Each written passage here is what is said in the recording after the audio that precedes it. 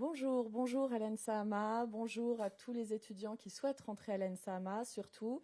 Alors aujourd'hui, on va vous présenter la section, la mention événements. Le temps est un peu gris dehors, il fait pas, pas très beau, mais dans la section événements, il fait toujours beau, il y a toujours le soleil et il y a toujours une très bonne ambiance. Voilà. Alors je ne sais pas si vous m'avez bien entendu juste avant, je disais qu'il faisait très beau à l'ENSAMA et surtout dans la mention événements. Alors c'est un peu perturbant, je dois avouer qu'on n'est pas habitué à cet exercice d'être en live, on a l'habitude de parler à nos étudiants, on a l'habitude de leur faire cours, éventuellement d'être en visio, mais là de se retrouver face à une caméra dans une petite salle, etc. Voilà, c'est un petit peu perturbant. Veuillez nous en excuser si toutefois on n'est pas tout à fait au top sur cet exercice. Alors, je ne suis pas là pour vous parler de ça, je suis là essentiellement pour vous expliquer ce qu'on fait nous dans notre section. Alors, qu'est-ce que c'est que l'événement ? L'événement, c'est avant tout du design, et surtout du design, et du design de communication, communiquer pour des marques, communiquer pour plein de choses, communiquer avant tout sur des événements. Communication de marque sur des espaces et des volumes. C'est une mention pluridisciplinaire, transversale. La communication, elle se fait grâce au graphisme, au numérique et à l'espace. Notre métier, c'est de transmettre un message, de valoriser un produit ou un service, de mettre en avant ses caractéristiques, ses spécificités. C'est aussi scénographier un espace, une marque, son identité sur un lieu de vente, un espace d'exposition ou d'interaction, mais c'est aussi, avant tout, vivre une expérience immersive ou sensorielle. Et alors, Sophie, quelle est la démarche créative du designer événement ? Alors, la démarche créative, qu'est-ce que c'est ? Avant tout, on va faire de l'analyse. On va analyser des communications, analyser tout un ensemble d'éléments, analyser beaucoup de... Voilà, la démarche créative, je suis en train d'expliquer. Donc, on va analyser énormément d'éléments. On va partir après dans une phase de recherche et puis dans une phase de conceptualisation. Une fois que les concepts sont émis, on va formaliser le projet. Formaliser ce projet grâce à des croquis, à des petits refs, à des perspectives, puis des maquettes, des petites pré-maquettes, de tout un ensemble de choses. Et enfin, pour la mise en œuvre, on va travailler plutôt sur des plans, sur des croquis de fabrication. Dans tout ce processus, l'important, c'est bien de prendre en compte les innovations techniques, le contexte sociétal, mais aussi, bien sûr, les problèmes environnementaux. Et alors communiquer, oui, mais communiquer sous quelle forme et sous quel format ? Alors on communique comment ? Bien sûr, on communique sur des volumes. Les volumes, c'est quoi ? C'est des packaging, des PLV, des présentoirs sur le lieu de vente. Ça peut être du strict marketing dans la rue. On va communiquer aussi sur des structures, sur des architectures éphémères.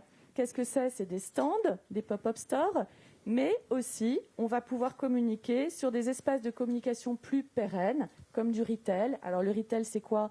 C'est de l'architecture d'intérieur commercial, c'est des corners, des concept stores, et puis aussi sur les scénographies d'exposition.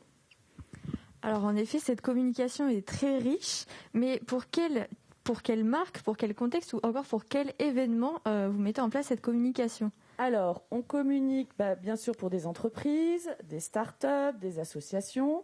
Les marques pour lesquelles on peut communiquer, faire tout ce travail de designer événement, c'est des marques culturelles, institutionnelles, humanitaires, solidaires, mais aussi commerciales, bien sûr. Le contexte, c'est des contextes qui sont des événements, des salons, des congrès, festivals. Et puis, pour quel événement ? Ça peut être des lancements de produits, une action culturelle ou une animation interactive. Alors, je vais maintenant m'adresser à Alicia, une élève en DNMA 3 de notre section.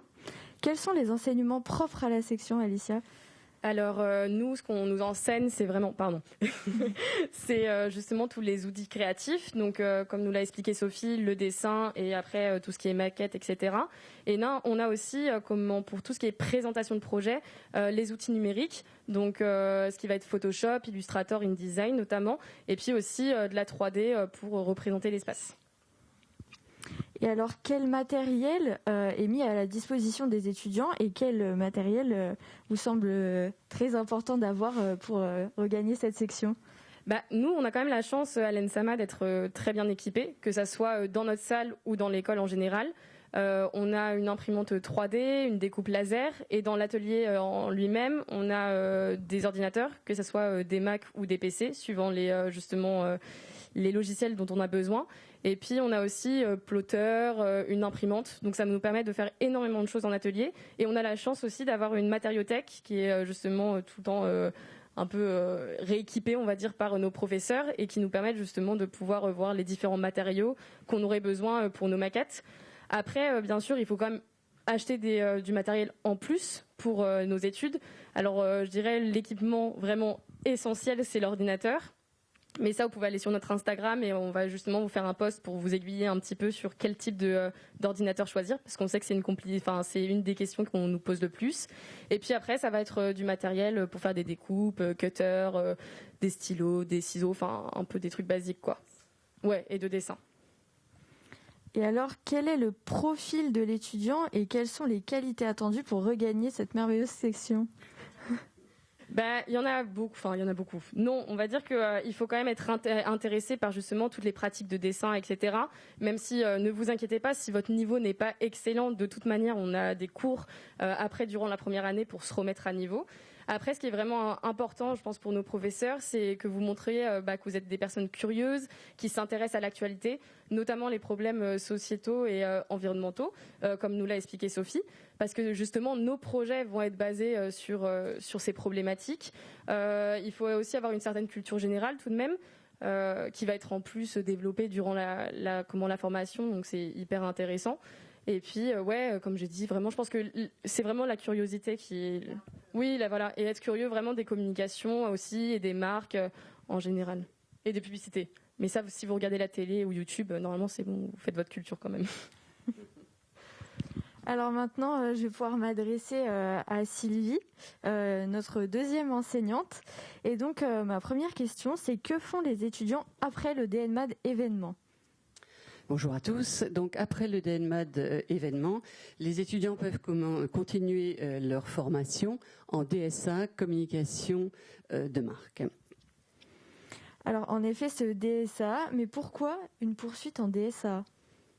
Alors, ce qui caractérise le DSA communication de marque, c'est l'élargissement des compétences qui permet aux designers de répondre aux enjeux du futur en prenant en compte dans leur projet les problématiques contemporaines. Et le DSA, dans quel secteur et dans quel domaine s'oriente-t-il ? Alors, les designers donc répondent dans tous les champs du design au service de la communication de marques, de produits, même d'idées et de services. Alors, dans ce DSA, qui est une formation très riche, êtes-vous en relation avec des professionnels pour lesquels vous formez les étudiants ?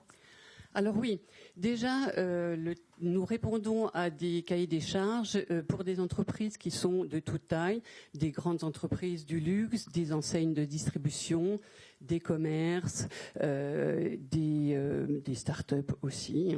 C'est vraiment très très large et ça dans des domaines qui sont très variés. C'est-à-dire que ces entreprises, ces annonceurs qui font appel à nos designers peuvent être de tout domaine.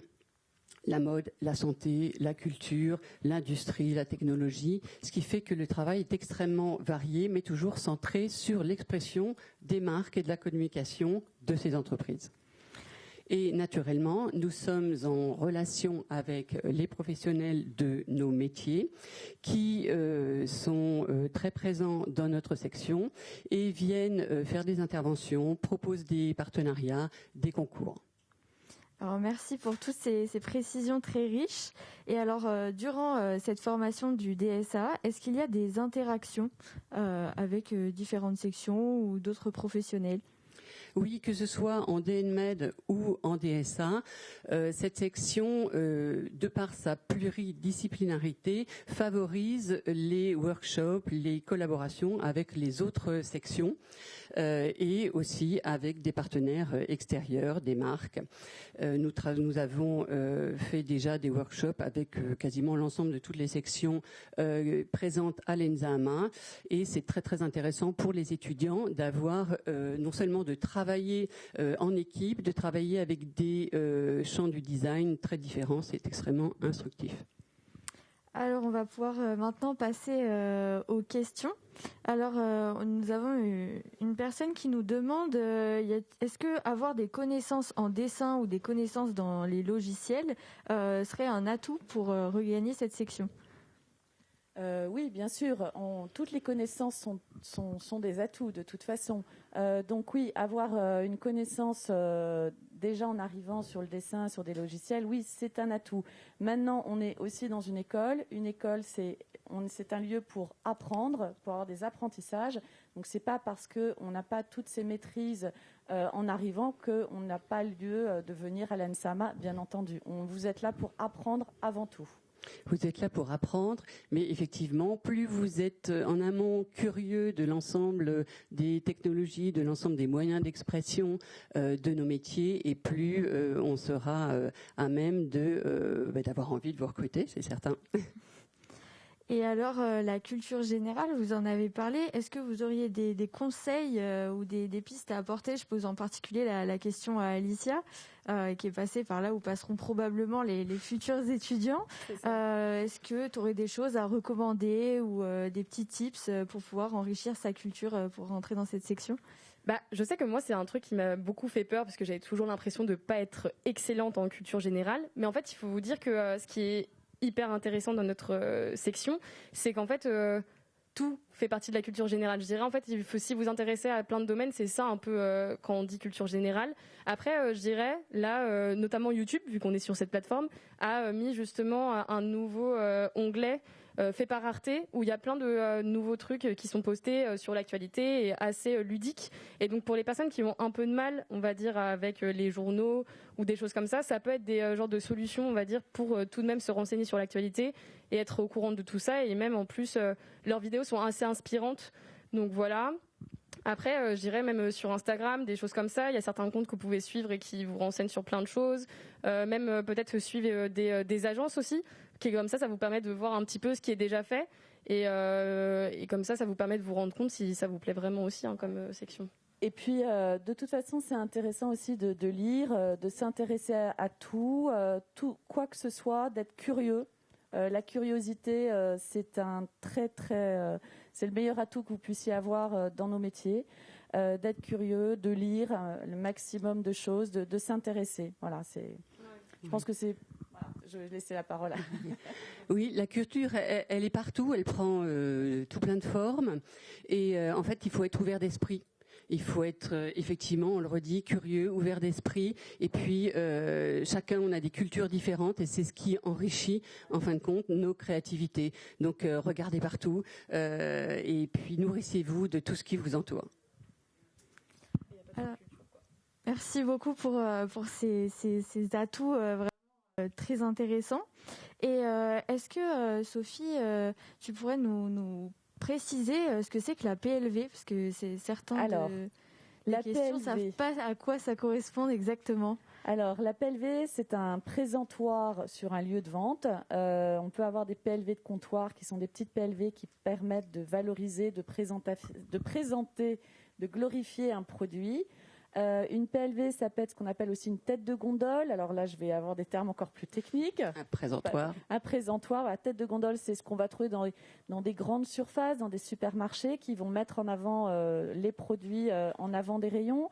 La PLV, ça peut être aussi un petit peu plus grand, des corners, des podiums d'animation. En fait, une PLV, ça va avant tout valoriser un produit et le présenter dans une série. C'est tout ce qui concerne le marketing en point de vente, l'animation du point de vente pour mettre en avant les marques et les produits. Et alors, les étudiants ont peut-être pas accès à des entretiens cette année, de ce que j'ai pu comprendre. Qu'est-ce que vous attendez dans le projet Motivé ? Est-ce qu'il y a des atouts particuliers, des attentes à envisager, ou il faut plutôt être libre et créatif ?